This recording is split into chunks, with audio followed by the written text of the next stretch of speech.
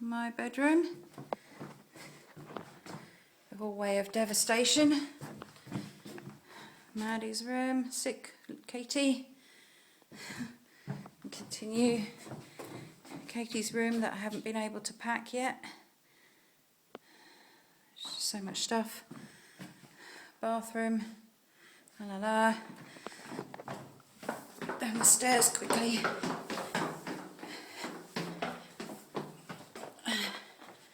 My lounge that I'm still trying to pack.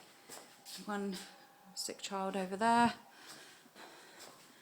And kitchen that's just about packed. And this is what CAF has done to me and my family. We have had to move house because I can't afford the rent. And this is what CAF has done. I've had no income since November. Nothing since November. So thank you very much, CAF, for doing this to my family. Thank you, France.